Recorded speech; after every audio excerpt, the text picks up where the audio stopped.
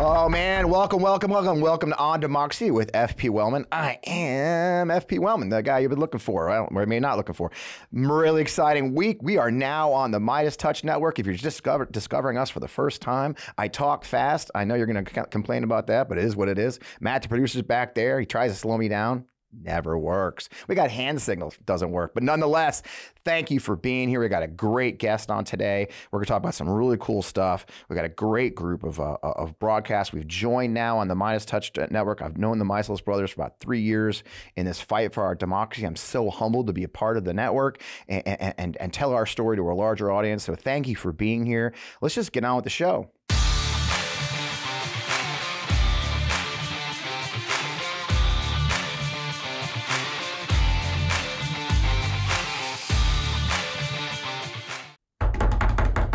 All right, welcome again. As mentioned previously, I am Fred Wellman. This is On Democracy with FP Wellman. You know, this is a show, if you're new to it, we talk to really smart, cool people about the state of our democracy, the threats to our democracy, the things going on today. And I always try to find guests who have got a unique perspective on the issues we're facing at the minute, in the recent times and the political actions around those. So I hope you learn something every time we talk. This week, there's no question we're going to. I got a great guest. I managed to score a guy who knows the intelligence community. If you remember last week, we talked to Dennis Aftergut, a former federal prosecutor from San Francisco. We spent a great discussion about the state of our judiciary. He was actually optimistic. He gave us the pearl of wisdom from the Stockdale paradox about, you should face the brutal facts, but have unwavering faith. And that's the new one that we'll be using a lot here on the show. Poor Matt's going to hear it a lot. So I'm really excited to have somebody who, the perfect timing always as we look at the leaks of these classified information that we just heard about and some other issues going on in our country. So I'm thrilled to have John Sipher. He's a former Central Intelligence Agency officer, non-resident senior fellow at the Atlantic Council's Eurasia Center, and the co-founder of Spycraft Entertainment. It's a production firm providing content and talent in the entertainment industry, foreign policy, intelligence, nat security, all these things. An expert. And 2014, John retired from a 28-year career at the Central Intelligence Agency's National Clandestine Service. So easy to say. At the time of his retirement, he was a member of the CIA's Senior Intelligence Service, leadership team that guides CIA activities globally. He is the recipient of the Distinguished Career Intelligence Medal. John, welcome to the show. I don't think I've seen you. I think you and I hung out on Zoom when we were with the Lincoln Project as senior advisors during the campaign a couple of times. So it's been a couple, 3 years. It's great to see you. Great to have you on the show, man. Welcome to On Democracy, man. Nice to be here. You got a fancier studio, so right? Good for you. I don't know. You got the books, bro. It looks badass too. So I got to bring more swag in from the Army. People always I got more Star Wars stuff than Army stuff, but whatever. I've been out for a while. Yeah, we move on. We change as we That's it. Things. It's interesting you talk about the Stockdale paradox. In the agency, we used to have a thing called a leadership seminar where we'd have to take people offline for a couple of weeks and teach. And we would often talk about that book, Good to Great. Yep. And in there, that talks about the Stockdale paradox. And yep. Stockdale, who was a prisoner of war in Vietnam, and Medal of Honor. It's an important lesson, important way to think about things. Is you got to deal with the brutal facts. You face that first, and then you figure out where to move from then. Right, and it was we tend to fool ourselves a lot these days. And I know when I follow you on Twitter and other people, it's frustrating to see how much sort of silliness is there where people aren't dealing with what's in front of their faces. This is where we are, right? And there's people want to live in a bubble and not face these facts. And the thing that gets you in trouble. I did this as a spokesman in Iraq, right? As I would every now and then we get a positive news story. Oh, we did this great thing, and I'd say, yeah, but the facts aren't right. And people are like, yeah, but it's a good news story. I said, yeah, but when it comes out that the facts aren't right, we're still going to get blamed, right? So we got to face the brutal facts. That wasn't what happened, and so it was a great framework. I think I told you in the prep that I always start the show off for those who are new to it too, as we get such interesting guests who've had a unique journey to this moment, and you are one of those. You were a CIA agent. I love when I was reading your bio. You and I think, entered service just about the same time. I think you in '86. I got commissioned to the Army in '87, so we're about the same age. We're both falling apart, I understand. We're both full of fake joints at this point, which is fine. It's fine. Got a new hip. Congratulations. I love it. I got the knees. I love my knees. So here we are. One fake knee. I'll get the other one soon enough.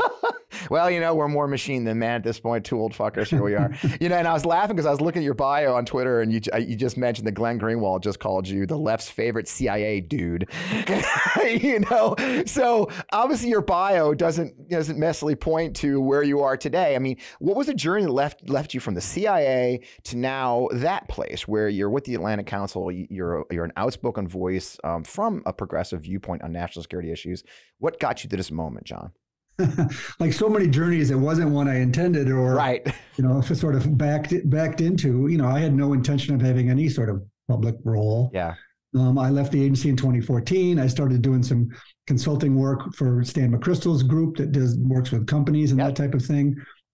And it wasn't really until sort of, Trump and Trumpism, he started to run and speak, and especially dealing with the Russia stuff, because I had spent time, I served in Moscow. I worked on in worldwide Russia programs against the KGB types and all of that type of thing on counterintelligence and counterespionage and a variety of things. And so when I saw some of the things that were out there and it was happening, especially, early on when there was all this talk about the Steele dossier and what does it mean and what might the Russians trying to be doing? Are they interfering in our elections? Are they not? Is it that I felt like, I had something to offer because I'd been working on Russian intelligence issues for almost 30 years. And so I started to write and I would write some op-eds for the Times and Post and Atlantic and other places and speak a little bit on TV. I don't really like it. And I will do it now, like in the beginning of the invasion in Ukraine, to help try to provide context or bigger historical picture. I'll talk, but I'm not really hawking anything, or it doesn't really benefit me to be on TV that much. And so I sort of have been staying away of late. So I sort of ended up with some sort of weird, public role. Yeah. In the agency, I'd never had any social media whatsoever. I wasn't on anything. It just wasn't part of our work. I lived overseas for most of my career. And then a couple of years ago, around the time of Trump, I got onto Twitter and these other kind of things. And it just sort of becomes, addictive, and you start talking and people come after you. And Glenn Greenwald and a lot of sort of the pro-Russia people and the pro-Trump people come after you. And then, sometimes as you comment on things, some of the people from the fringe on the left also can be also pretty nasty and come after you too. And so, I don't want to shy away from that. It's not my main role in life. I'm happily retired from the federal government. I have a company trying to make, spy movies and TV shows, and I spend my time doing that type of thing. But, I will comment on things if I feel I have a value to add. And like you, I think one of the sort of animating pieces has been, politicians throughout time memoriam have often, said silly things to push themselves or to go against their opponents. But one of the things that's happened in our country lately is they have disparaged our institutions as part of that. Right. And having worked, in the national security space, in the Central Intelligence Agency, with the State Department, with the Federal Bureau of Investigation, with the Department of Defense, all these type of things, to see politicians essentially weakening them and destroying them and smearing them for the public, I think that's very dangerous. There's very dedicated and smart public servants working day in and day out to keep Americans safe and to follow the rule of law and to follow regulations and do things, ethically and take their job very seriously with oversight and try to support, American citizens. To see that treated as if, it's all part of a partisan game and it's all free for all, I think that's very dangerous for us. Yep. And so I know that that's important to you too. And that's something that sort of has animated me to have some sort of public role, if you will. And that's what we talk about a lot here. Last week, Dennis Africa put it very well. It says the mission of Trumpism is like acid eroding our institutions. That Trumpism in itself and the MAGA movement, and now there's no way to deny the entire Republican Party as you see the antics of the House GOP, is truly designed in many ways to undermine the institutions. And we've seen it in the judiciary. We've seen it in every aspect. We talked last week quite a bit about the Hatch Act being a complete fucking shit show now that nobody cares about, right? And so here we are. And as you and I were getting ready, as I was getting for the show, I looking at that's exact issue. When we look at, there's so many examples right now of attacks on the intelligence community. And I was talking about the extremism, and I'll cut to that in a second, is the intelligence has been very much politicized, right? We see that. I mean, I thought we saw a lot for 9/11. You and I are both serving during the 9/11 period. I know it must have been a real shit show for your side and the CIA side, but from my side, we saw the politicization, that there wasn't enough intelligence, shared, or et cetera, et cetera. But now we're seeing truly Republicans especially attacking our intelligence community, using it against us, manipulating the results. A good example, I'm sure you're familiar with, a few years ago, the FBI came up with THS came up with a report about the increasing extremism from the right, which outcry from the right killed. And now we're seeing more and more of this right, which takes us to a touch. Let's go right to that. The leaks, which is why we're, okay. So this kid, Jack Teixeira, I guess his name, I'm so bad with names. Jack, as Don Jr. Jack because there was a Teixeira who was the first baseman for the Yankees. There you go. Thank you so much, because I'm a hot mess. Matt just shakes his head back here. Yeah, you're so unprepared. But Jack, as Don Jr. calls him, this young man, he's 21-year-old National Guardsman, is working in Massachusetts, and decides to start sneaking out classified documents and sharing with his buddies online. I think just for our guests, our viewers who maybe not be familiar with our world, be it military and intelligence, I did spend a short stint as an intelligence officer in an Apache battalion back in the day. I think the big question a lot of people ask, maybe you can help frame it for us, is how did a 21-year-old National Guardsman have access to top secret information like this, print it out, stuff it in his pocket, and take it home and go undetected? But let's start at the very beginning. How the hell does a 21-year-old National Guardsman have access to this crap? Yeah, it's there's a lot of context that goes behind that. I mean, we have a massive national security apparatus. Yeah. Professionalized, as you know. There's we have diplomats and intelligence officers and military officers around the world doing their job day in and day out. Yep. And that is buttressed by both overt and secret information. And so the intelligence community's job is to collect information that an administration or warfighters or whoever need that information to do their job. And so if we can't get that information overtly, we try to use technical means, spies, what have you, to either steal or collect that information and use it. And so, the CIA and the intelligence community collects information. That information is in the form of intelligence reports. Some are more sensitive than others and classified in different areas. And then they're sent to the places that need them, whether our diplomats overseas, ambassadors, our negotiators, our warfighters, generals, admirals, what have you. Now, the military is interesting. They run things in a different way. And so for senior military officials, what they often do is they have people who work for them who pull together the intelligence that they need, so they can get sort of a daily brief or a piece of paper that sort of gives a variety of, overseas things of what's happening in these different places. It totally makes sense. You can imagine after 9/11, like you said, there's a lot of people who talked about, hey, maybe we weren't sharing enough intelligence. Right. Maybe the people who had this sensitive stuff, weren't giving it to the right people. And in some sense, it's sort of gone too far the other direction, in the sense that people who don't necessarily need to see information about what's happening in Israel or Egypt or China are getting this review every day with all of this stuff on it. And so in the military, there's something that's very different. And this is me being a little snarky from my period working in the intelligence community. What? Senior military officers, they want junior people to process that stuff, right, and get it to them in PowerPoints or in official reports and that type of thing. Love our PowerPoint. We do love our PowerPoint. The military does, for warfighting purposes, hire people out of high school and train them to be military officers and airmen and all these other kind of things. And then often use those people to sort of put together sort of briefings and things for them. So in this case, this young airman who worked for the Air Force, part of his job was to put together these intelligence reports to share with the J2, which is the part of the military that does intelligence. Right.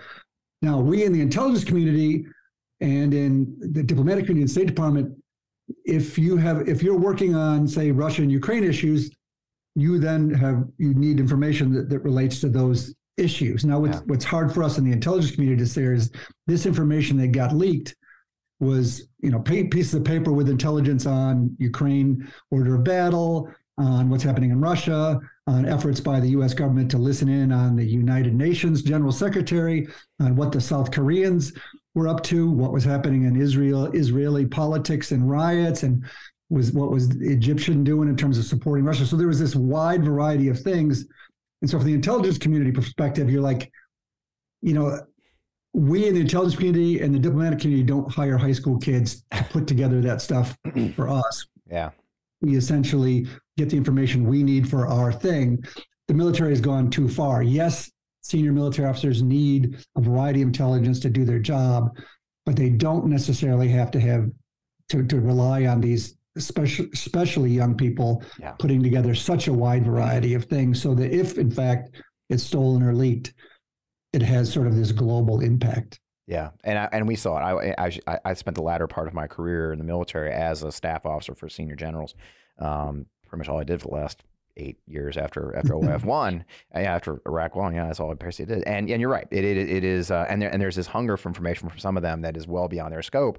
But you're right. It's not just them. They're not the problem. It's the people who touch all that information and get it to them. And that's where this young man fell in. Now, what's interesting about this story as it developed was, and then afterwards is, and this young man clearly has very right-wing beliefs. He is, I love that the first story said he was a gun enthusiast. This is how they described it. Gun enthusiast. Oh, okay. That totally fucking clarifies things. Gun enthusiast. Like that. And his entire he was sharing racist memes. He was pro-Russia, but some of the media first went with gun enthusiast. Like, well, fuck that. The gun enthusiast is definitely why he did it. No, maybe he's a fucking traitor. No, but anyway, but what's really shocking, and it got, because of the leak, it got even a little less notice, was a story came out last week too, where a former Navy non-commissioned officer, a 37-year-old woman, is the face behind a pro-Putin, pro-Russia social media network. So now we've got two examples of service members or former service members, recent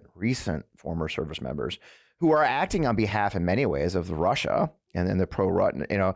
As you as a career intelligence officer and as a national security professional, I mean, does this give you pause, and should we be extremely concerned? And is the DOD, there's a lot of questions here, so I'm going to give you 19 questions. Good thing I know what I'm doing. But let's start with the top. Holy shit, should we be worried that we've got folks who are, horny for Russia coming out of the ranks of the military right now?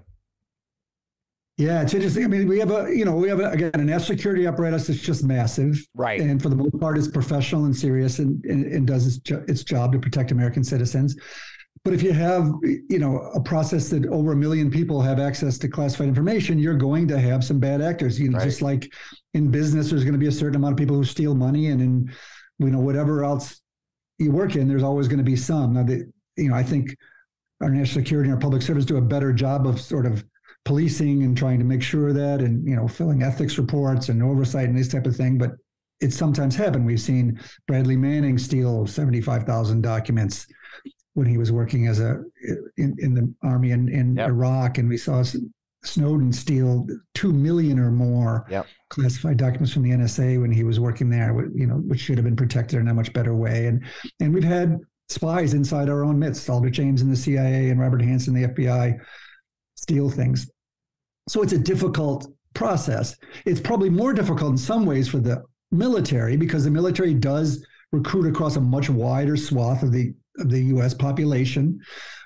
It hires younger people, but just by its very nature, if you're an Army officer, like you're going to have people who work for you, some who've been around a long time and have learned, some have gone to college, some who haven't, some who are out of high school, and so the military has a much bigger issue of managing this population of people. Some who they get into trouble and they smash cars and they go to jail. Like there's just, it's a huge organization, right? Which is very, very hard to manage. And to their credit, they do generally an excellent job. But you're going to have a lot, if you're hiring kids right out of high school from all over the country, you're going to, and put them into difficult situations, you're going to have a very difficult time sometimes. And we're going to see some bad actors spring from that. So this woman you're talking about, she was a naval official somewhere out in the West Coast, and we probably would never have heard of her, but she was running this Telegram channel. And Telegram is another one of these social media sort of channels that's very popular in Russia. Yeah.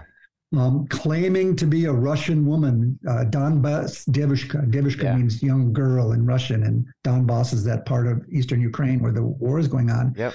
And she was spouting very pro-Russian things, pushing this horrible beheading video of Ukrainians being killed.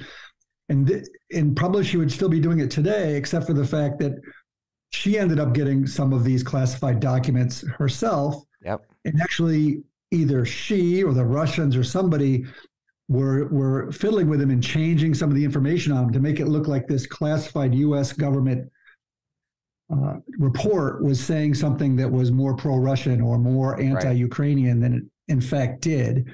And as people picked up on that, they looked into it, and turned out this Russian woman was no Russian woman at all. She was a former naval person working out of Seattle or whatever is the West Coast, and was just a bad actor. And that's part of the problem today is if you have bad intentions, you can just find a community online that most of us won't see and sort of spread that information. So it's a hard problem. I'll give you that. And, because of our First Amendment rights and our civil rights here in the United States, it isn't like we have a means, or the FBI or anybody is sort of tracking these things. They can't online. That's just not how our system works. And so we're sort of vulnerable, uniquely vulnerable to this stuff. And foreign bad actors, the Chinese and Russians and Iranians and others, have figured this out, and they understand that it's a weakness of ours, and they can exploit, push, amplify,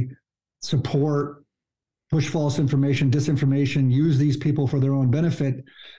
And it ends up just, hurting our political, dialogue. Right. And do you think, I mean, more should be done? I mean, do you think that the DoD is doing enough, or our intelligence community is doing enough to do that? As you said, there is a First Amendment right, but another example this week that is horrifying to me as a former soldier is the sergeant in Texas who was just convicted of murdering the Black Lives Matter protester.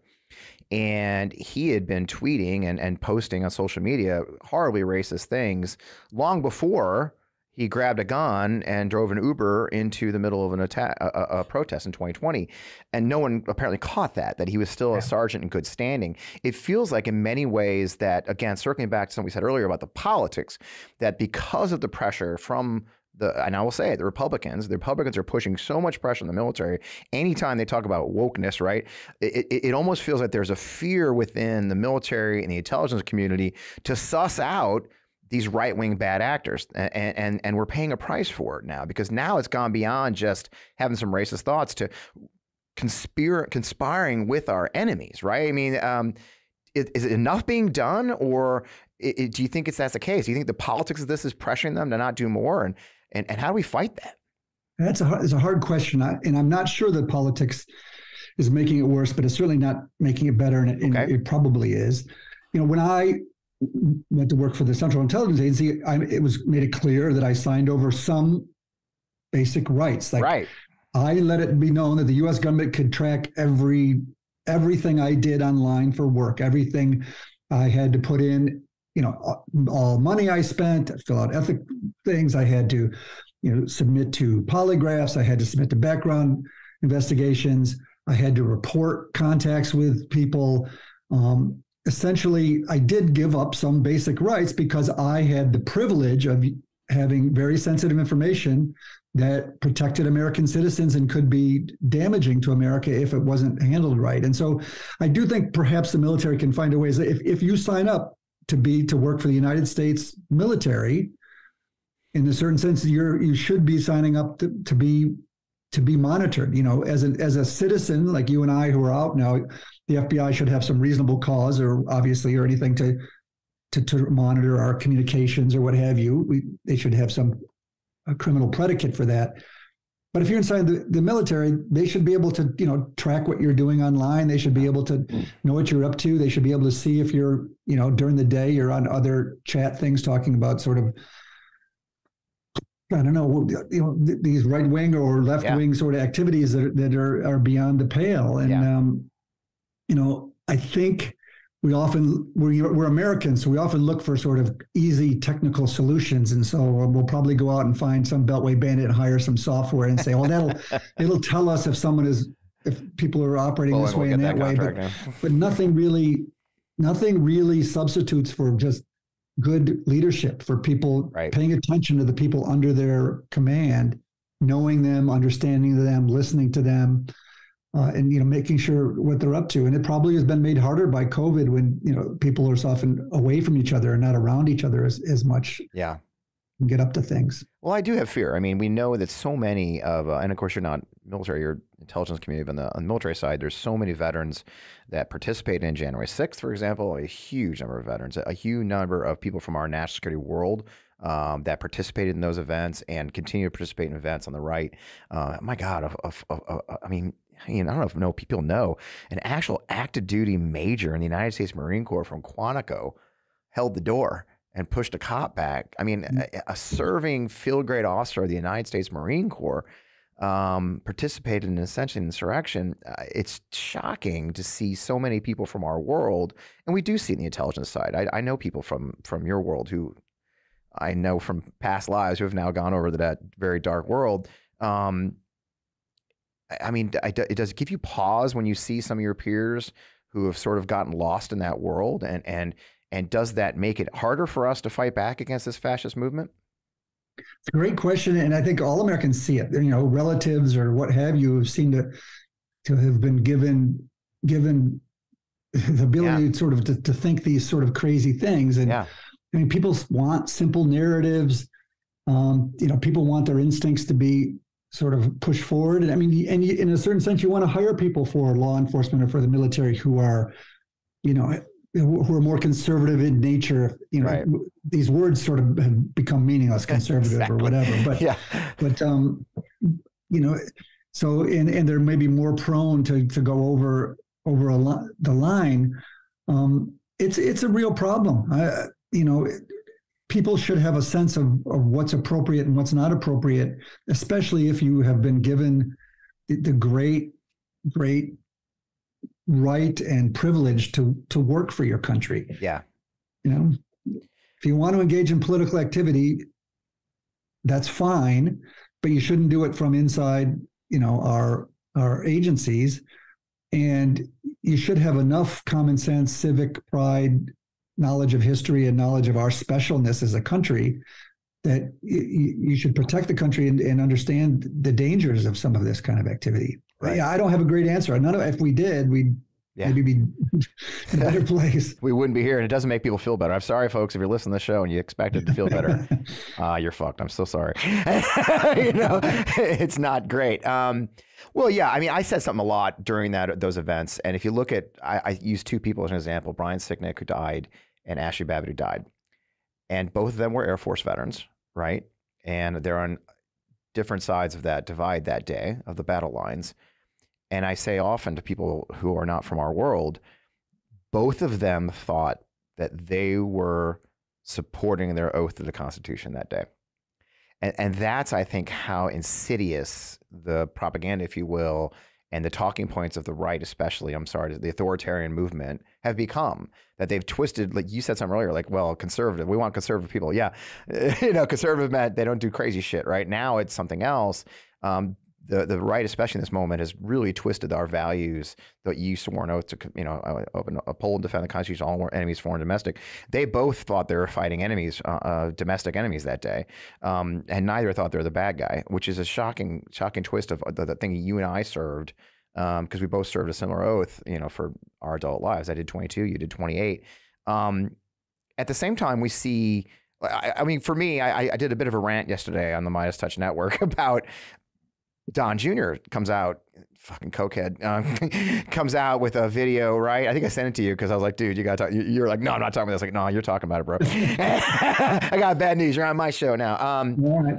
But what's shocking to me is we have the son of a former president. We've got Marjorie Taylor Greene, the fucking nut job from Georgia, actually coming out and saying that Teixeira is a hero. That Jack is the good, he may have prevented World War III. And Alexander Vindman, my friend Alexander, who's been on the show, and Rachel, by the way, dear friends of mine, have been on the show. We're heroes for doing the exact same thing. Of course, you and I know they're totally different.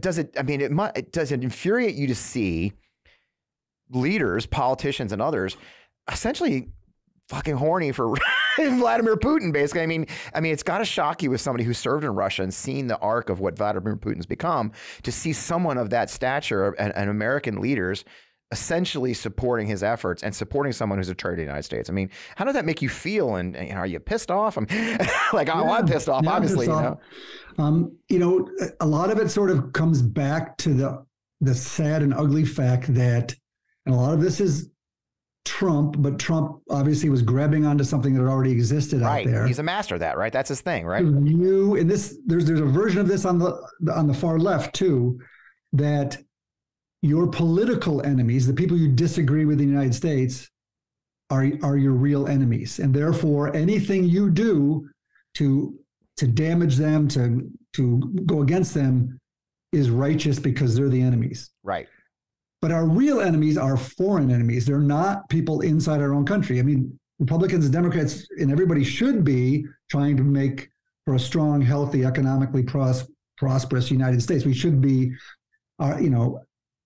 Republicans who I disagree with on things should not be my enemies. My enemies are the people who want to destroy this country. Right. And Vladimir Putin, people are acting as if he's some kind of, I understand that he is an enemy of this country. He has worked his entire life to destroy the West, to destroy the United States. He hates the West. This notion that because Donald Trump likes him and stuff, that makes him a good guy. He hates Donald Trump.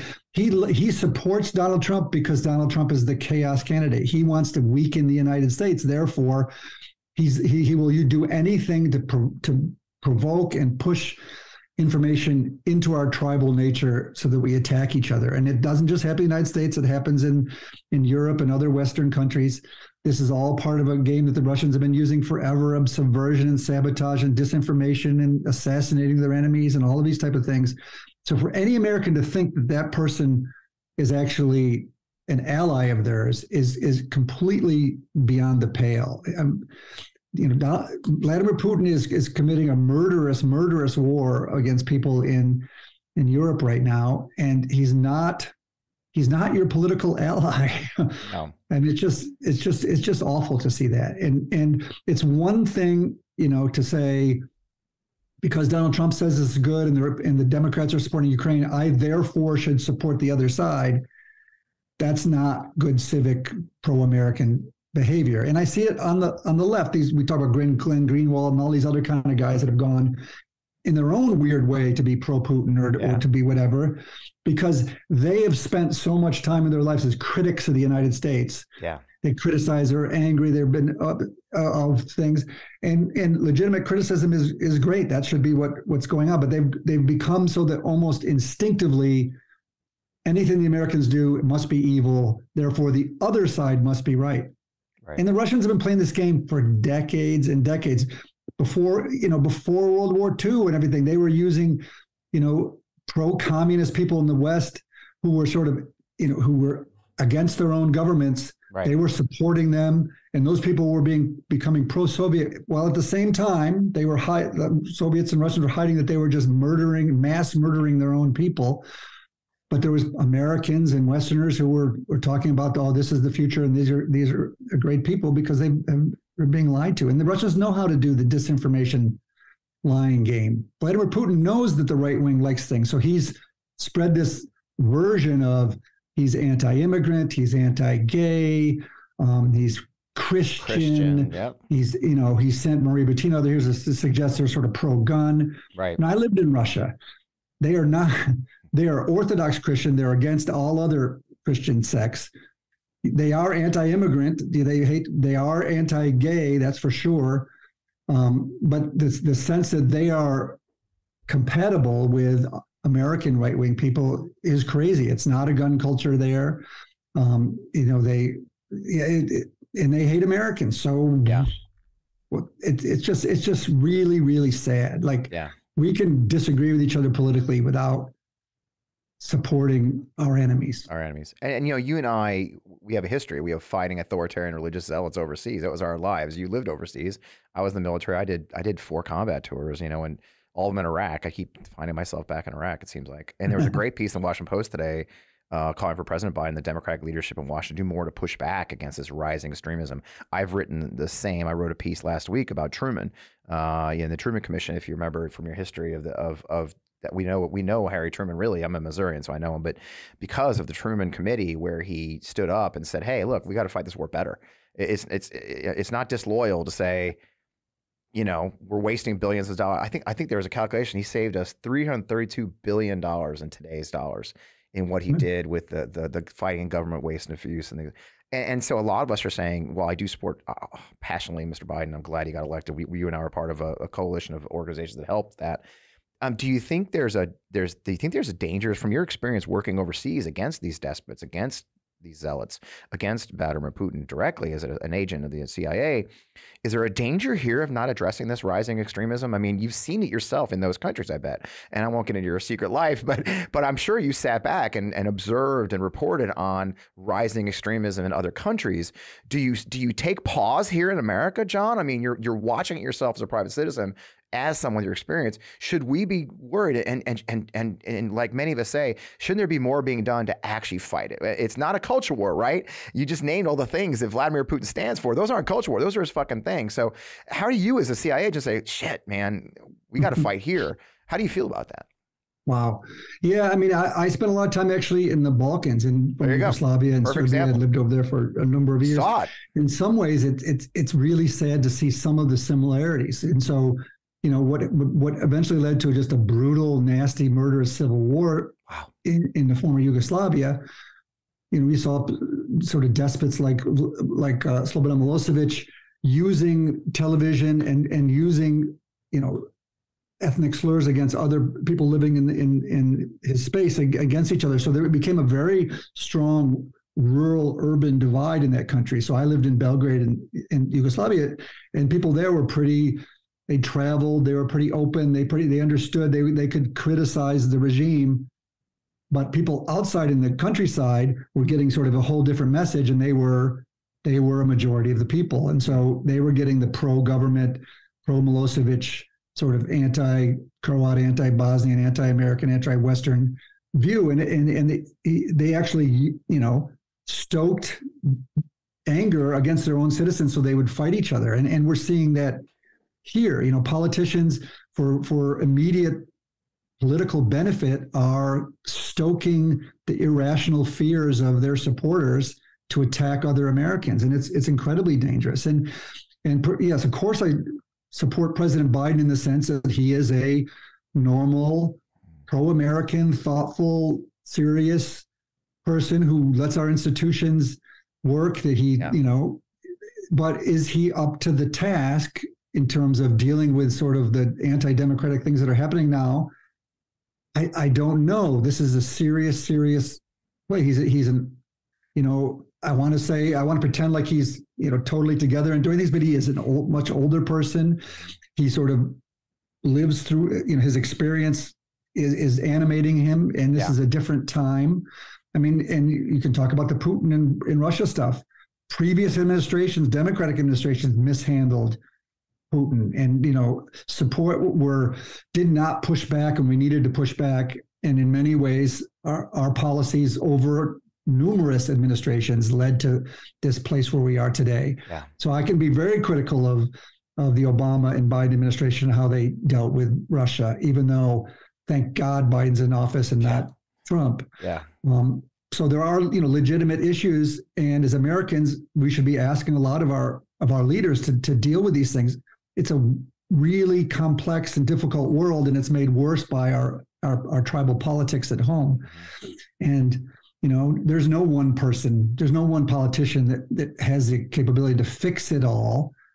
But so being critical of the administration for maybe not dealing with some of these things, he grew up in the Senate 40, 50 years.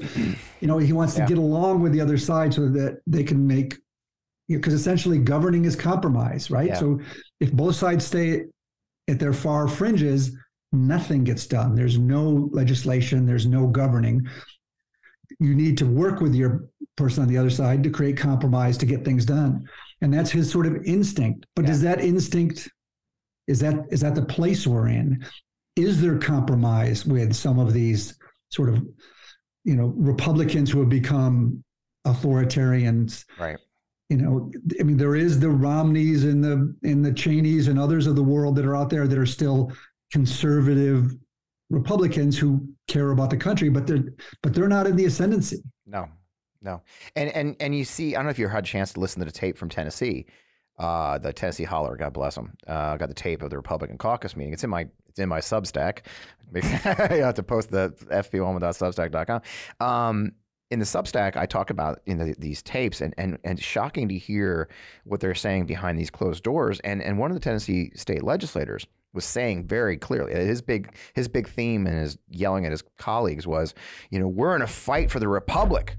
The left wants Tennessee. The left wants Tennessee, and we're fighting for the Republic here in Nashville. It's like it was for me as a soldier who's fought, in Iraq against a nationalistic leader, Saddam Hussein. It made me especially cold-hearted, right? It ran a chill down my spine, because these are the words of the people who are willing to do anything for their political agenda. Like going back to what you just said, the compromise. I can't compromise with someone who doesn't think my transgender nephew or niece should live, right? Should have health care.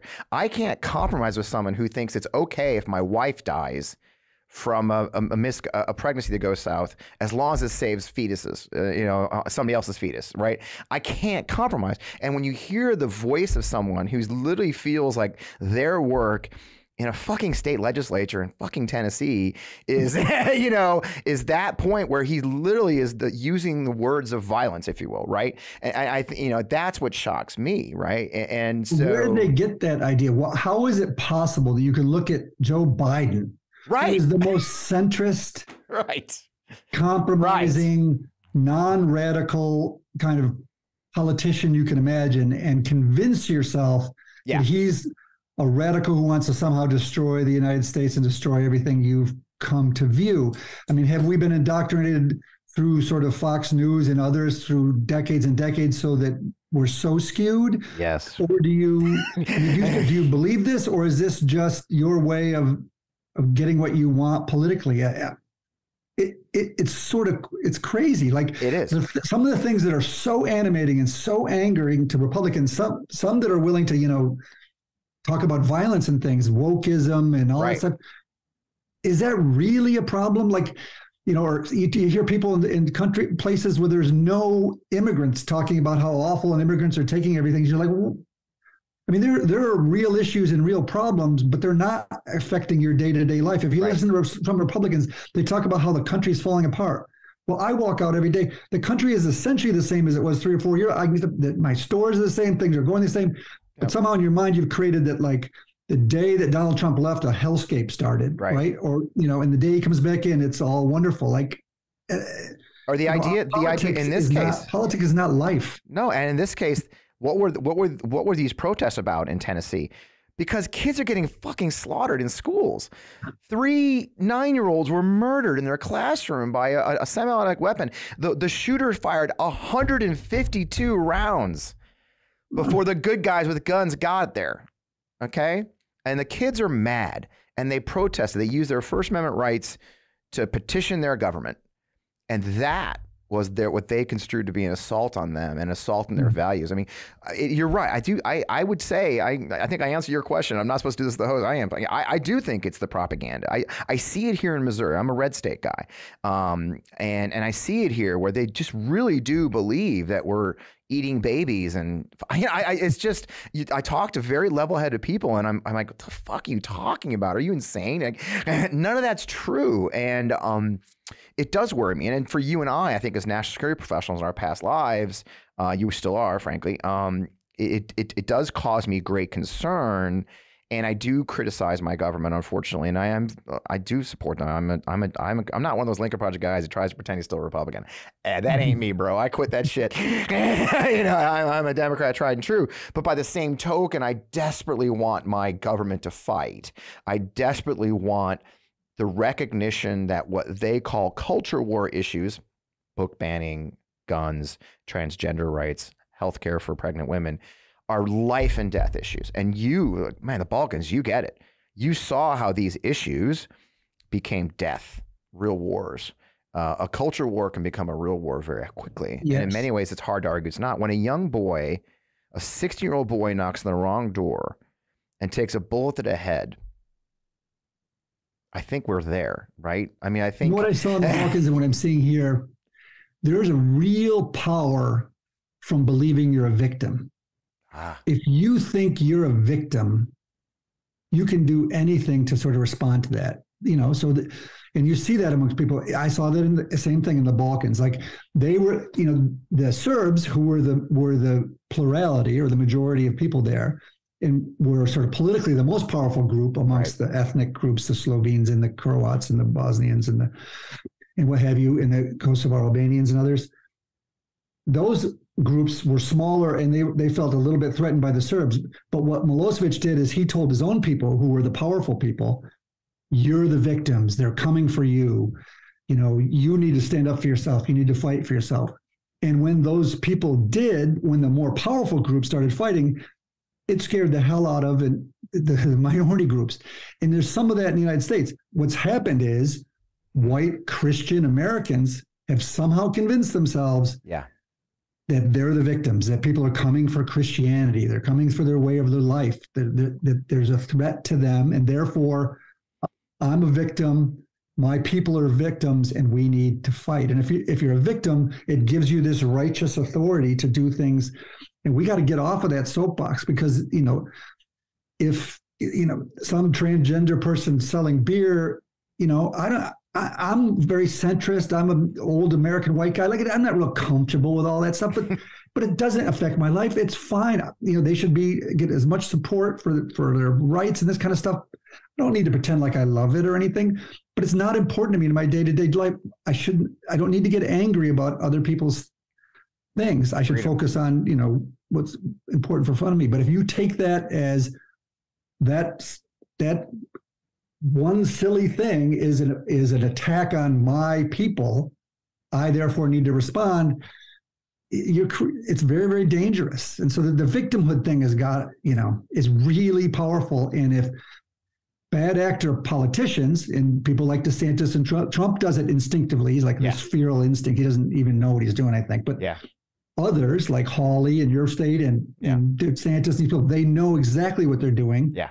And they know, if you make people feel like others are threatening you, then all bets are off. And going back, I had an organization, I still do technically, called the Beer Hall Project. And our focus with the Beer Hall Project was the rise of Nazi Germany, the Beer Hall Putsch. And if you know that the Beer Hall Putsch, of course, they encouraged violence. That was the whole point. Violence between the socialists are in the streets, and they rode that violence. And the Beer Hall Putsch wasn't the end of Hitler's rise. It should have been. He briefly went to jail and he wrote Mein Kampf. And then 10 years later, he's the chancellor. And we know how that ended. So, John, what a great conversation. I'm not going to keep you much longer. I really appreciate your time, your perspective. And then that last note, I was thinking as you were talking, we have to think about what you just said. That silly little one Instagram post about Bud Light. I don't know if you saw the video. There's some young guy, some dude in fucking Walmart destroyed the beer display of Bud Light and Busch Light, threw it all out and stomped on it because he was I mean, there's a straight line. It's a straight line. And those who encourage this are going to deny that. Social media now puts things in front of us. So when I was growing up, people were doing dumb shit that I didn't like around the I lived it. It didn't show up. I don't know how I survived high social school. media figures out what makes you angry, which therefore you want to see. And then, so you see something like that and you take it somehow as this is personally has something to do with you. Right. And so it creates this sort of sense of anger and injustice. And there's always nut jobs out there and there's always people saying horrible things. That doesn't necessarily mean large masses of people are bad or believe in these things, but somehow anger sells, and anger sells politics, and bad actor politicians are using it for their own purpose. And I think someday they're going to realize how awful the consequences can be of misusing that. Well, you've seen it, right? You said that you were in the Balkans. I've seen it. I was in Iraq. We do know what happens. Saddam Hussein did the same thing with the Shia and the Sunni and the Kurds, right? Oh, he played them against each other. The Sunnis are always the victims, and it led to unrest and murder, slaughter.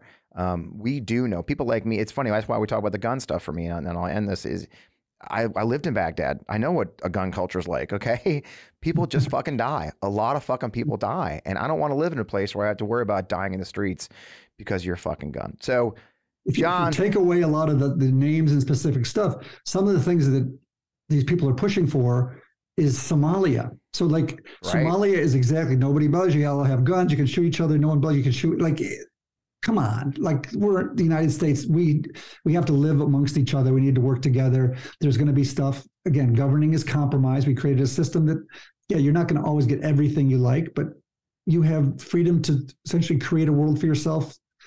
We're the richest and most powerful country in the history of the world, and everybody's whining. Stop it. I agree, John. Man, thank you, sir.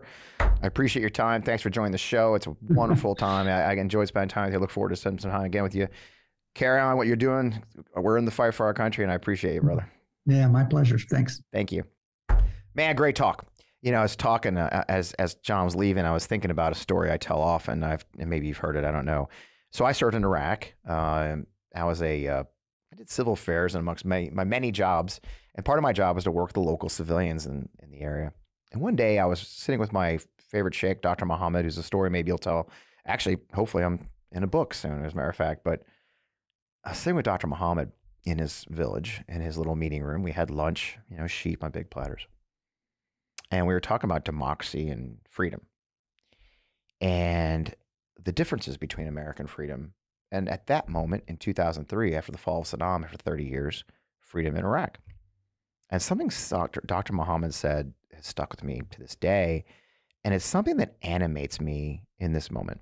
And that was this. He said, Agent Wellman, you need to understand that freedom in America means that you can vote for who you want.